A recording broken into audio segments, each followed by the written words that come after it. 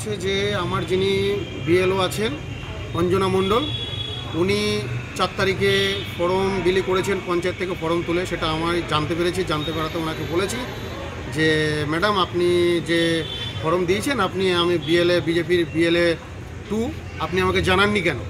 তো বললো না আমি নিয়ে এসেছি, আমি 10টা ফর্ম নিয়ে এসেছি, আমি যাদেরকে চেনা তাদেরকে দিয়েছি। আমি বললাম আপনি তো আমাকে না জানিয়ে দিতে পারেন না।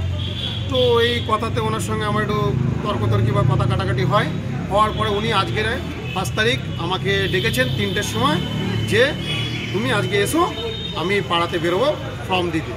তো যথারীতিভাবে আমি বিএলএ 2 এর যে কাগজ আছেন উনি নিয়ে আমি ওনার বাড়িতে গেছি যে ম্যাডাম আমি এসছি।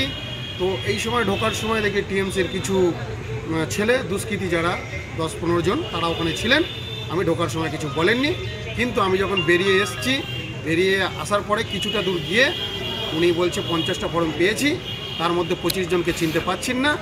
উনি বলে এই ফর্মটা আমাকে দিয়েছেন, কিন্তু উপপ্রধানের স্বামী রিয়া বর্মনের স্বামী কোথা থেকে এসছেন, বাইক চড়ে এসে আমাকে যথারীতিভাবে ধস্তাধস্তি ধাক্কা রেখে কিল ঘুষি মারামারি, তার সঙ্গে আরও কিছু লোকজন এসে আমাকে মেরেছে, বেধড়ক মেরেছেন। মারার পরে আমি কোনো রকম ওখান থেকে আমার যিনি শক্তিকেন্দ্র আছে 58 পাটের উনি দেখে ওখানে গেছেন, আমি কোনো মতে ছেড়ে পালিয়ে এসেছি।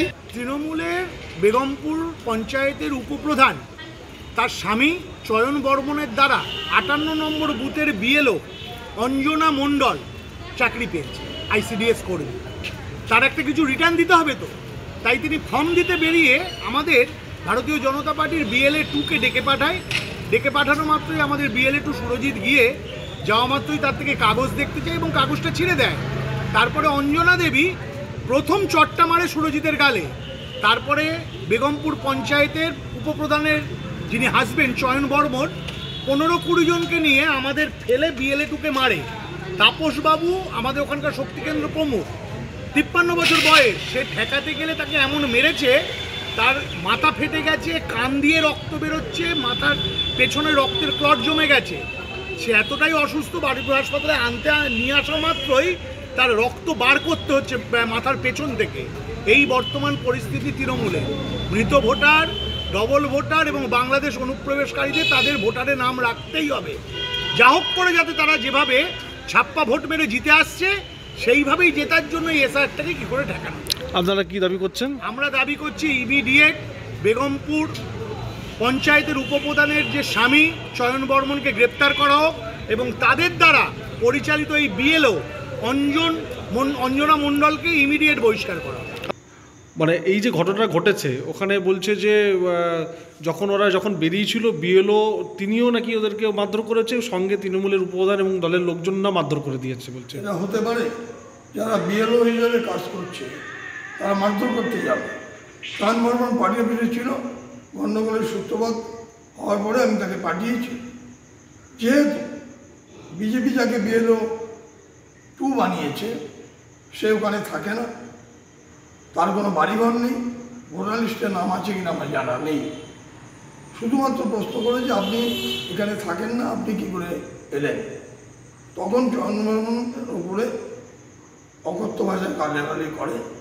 বিজেপি স্থানীয় যারা বিজেপি করে তারা যে শিক্ষা পাচ্ছে, যে কোনো প্রকারে গণ্ডগোল বাঁধাও আর খালি কমপ্লেন দিয়ে যাও, অভিযোগ প্রমাণিত হবে, আসল সত্য নিশ্চয়ই উদ্ঘাটিত হবে। স্পেসিফিক অভিযোগ যেটা উঠছে যে আপনি মারধর করেছেন এবং আপনার লোকজন মারধর করেছে, সঙ্গে বিএলও যিনি আছেন অঞ্জনা মণ্ডল তিনি মারধর করেছেন এবং ওর বিএলএ কার্ড ছেড়ে দিয়েছে বলছে।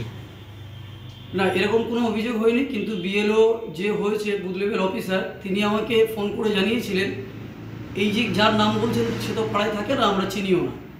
তিনি হঠাৎ করে বিএলএ 2 হয়েছে বিজেপির নাকি আমরা জানি না, তাকে চিনি না। সে ওনাকে ফোন করে হুমকি দিয়েছে এবং চাকরি খাওয়ার কথা বলেছে বিএলওকে, এরকম ধরনের তিনি আমাদেরকে বলেছে। যেহেতু আমরা পাশাপাশি থাকি তিনি আমাদেরকে বলেছে, আপনি তার কাছেও গিয়ে শুনতে পারেন। ফলে আপনার বিরুদ্ধে যে অভিযোগটা উঠছে সেটা কি আপনি কি মানছেন? না, আমাদের ওরকম কোনো ব্যাপার না। আমরা এখানে ব্লকে সারাদিন ছিলাম, একটা আমাদের ট্রেনিং হয়েছে, তারপরে ব্লক থেকে শুনতে পাই, ব্লক সভাপতি আমাকে পাঠিয়েছে, আমরা গিয়ে পরিস্থিতি সামাল দিয়েছি। ওরা যেটা বলছে ভিত্তিহীন, ওরা নিজেদের ভিতরে কোথায় বেশি মারামারি করেছে মদ ফদ খেয়ে ওরাই জানে।